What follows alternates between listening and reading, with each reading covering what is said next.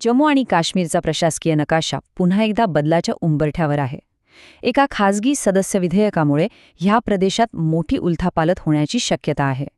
चला तर मग या संपूर्ण प्रकरणाच्या खोलात जाऊन बघूया की नेमकं काय घडतंय. बरोबर. प्रश्न नेमका हाच पडतो की खरंच फक्त एका बिलामुळे जम्मू काश्मीरच्या प्रशासकीय रचनेत इतका मोठा बदल होऊ शकतो का? आणि मुळात या विधेयकात असं आहे तरी काय?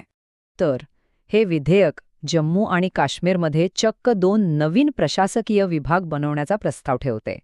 आणि हो, हा बदल इतका मोठा आहे की तो या संपूर्ण प्रदेशाचा चेहरा मोहराच बदलून टाकू शकतो. थांबा, इतकंच नाहीये. या 2 नवीन विभागांसोबत तब्बल 16 नवीन जिल्हे तयार करण्याचाही प्रस्ताव आहे. आता या आकड्यांवरून कल्पना येते की हा बदल किती मोठा असणार आहे. ओके, तर मग ही जी नवीन प्रशासकीय रचना आहे ती नेमकी दिसेल कशी?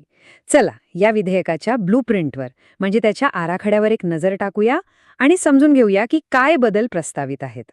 ही टेबल बघितल्यावर ना आपल्याला एकदम स्पष्ट चित्र मिळतं. सध्याची परिस्थिती बघा. जम्मू आणि काश्मीरमध्ये आहेत 2 विभाग आणि 20 जिल्हे. आणि ह्या बिलामध्ये काय प्रस्तावित आहे तर 4 विभाग आणि तब्बल 36 जिल्हे. म्हणजे विभागांची संख्या थेट दुप्पट आणि जिल्ह्यांमध्येही मोठी वाढ. ठीक आहे, तर पहिला नवीन प्रस्तावित विभाग आहे पीर पंजाल. यात राजौरी आणि पुंछ हे 2 जिल्हे असतील. आणि या विभागाचं हेडक्वार्टर म्हणजे प्रशासकीय मुख्यालय राजौरीमध्ये ठेवण्याचा प्रस्ताव आहे. आणि दुसरा प्रस्तावित विभाग आहे चिनाब व्हॅली. यामध्ये किश्तवार, डोडा आणि रामबन ह्या 3 जिल्ह्यांचा समावेश असेल. आणि याचं मुख्यालय डोडा इथे बनवण्याची योजना आहे. बरं, पण आता सगळ्यात महत्त्वाचा प्रश्न, या नवीन विभागांची मागणी मुळात केलीच का जात आहे? या बदलाची गरज का वाटतेय? चला यामागची कारणं समजून घेऊया. जे लोक याचं समर्थन करतायत त्यांचं म्हणणं आहे की यामुळे खूप चांगल्या गोष्टी घडू शकतात. उदाहरणार्थ, शासन लोकांच्या जास्त जवळ येईल, म्हणजे गव्हर्नन्स लोकांपर्यंत पोचेल. दुर्गम भागामध्ये सरकारी सेवा जास्त वेगाने पोचतील. विकासासाठी जो निधी येतो तो थेट लोकांपर्यंत पोचायला मदत होईल. आणि सगळ्यात महत्त्वाचं, संपूर्ण प्रदेशाचा एक बॅलन्स्ड म्हणजे संतुलित विकास होईल. आणि लक्षात घ्या, ही मागणी काही आजची किंवा अचानक आलेली नाहीये. यामागे अनेक वर्षांचा इतिहास आहे. पीर पंजाल आणि चिनाब व्हॅलीतले नेते खूप आधीपासून म्हणत आले आहेत की त्यांच्या भागाकडे विकासाच्या बाबतीत दुर्लक्ष झालंय. ही भावना इतकी तीव्र आहे की अगदी 2019 मध्ये जम्मू काश्मीरची पुनर्रचना होण्याआधीसुद्धा या मागण्या जोर धरून होत्या. पण जिथे राजकारण येतं तिथे एकमत होणं थोडं अवघडच असतं, नाही का? या प्रस्तावाला सगळ्याच राजकीय पक्षांचा पाठिंबा नाहीये आणि त्यामुळेच आता एक राजकीय वादविवाद सुरू झाला आहे. इथे आपल्याला या वादाच्या दोन्ही बाजू स्पष्ट दिसतात. एका बाजूला आहे पीपल्स डेमोक्रॅटिक पार्टी म्हणजे PDP. त्यांचं म्हणणं आहे की ही एक प्रशासकीय गरज आहे आणि ते याचं समर्थन करत आहेत.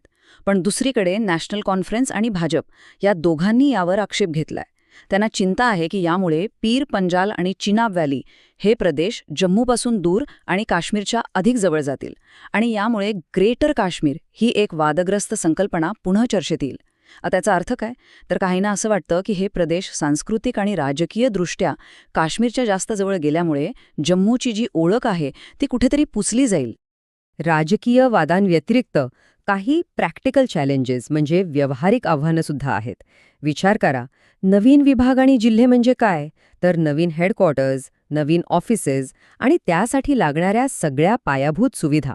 या सगळ्यासाठी मोठ्या प्रमाणात प्रशासकीय कर्मचारी आणि अधिकाऱ्यांची भरती करावी लागेल. आणि यामुळे साहजिकच प्रशासनावरचा खर्चाचा बोझा वाढणार. पण यावर या बिलाच्या समर्थकांचं उत्तरही तयार आहे. त्यांचं म्हणणं आहे की हे विधेयक लगेचच्या लगेच मोठ्या खर्चाची मागणी करत नाहीये. ते फक्त एक प्रशासकीय चौकट, एक फ्रेमवर्क तयार करत आहे ज्याची अंमलबजावणी हळूहळू टप्प्याटप्प्याने केली जाऊ शकते. आता आपण या सगळ्या चर्चेच्या सगळ्यात महत्त्वाच्या भागाकडे येतोय. कारण हा वाद फक्त नकाशावरच्या रेषा ओढण्यापुरता किंवा प्रशासकीय सोयीपुरता मर्यादित नाहीये. याच्या मागे काहीतरी खूप खोल दडलेला आहे. आणि हाच या संपूर्ण प्रकरणाचा गाभा आहे. इथे खरी लढाई फक्त प्रशासकीय सोयीची नाहीये. ही लढाई आहे ओळखीची, अस्मितेची. ही लढाई आहे प्रादेशिक संतुलनाची आणि जम्मू काश्मीरच्या राजकारणात कोणाला किती प्रतिनिधित्व मिळतं याची. कारण या सीमा बदलल्या तर राजकीय समीकरणं सुद्धा बदलू शकतात. आणि म्हणूनच जाता जाता एक विचार करायला लावणारा प्रश्न, फक्त नकाशावरच्या काही प्रशासकीय रेषा बदलल्यामुळे एखाद्या संपूर्ण प्रदेशाचं राजकीय भविष्य ते कसं आणि किती बदलू शकतं यावर नक्की विचार करण्यासारखं आहे.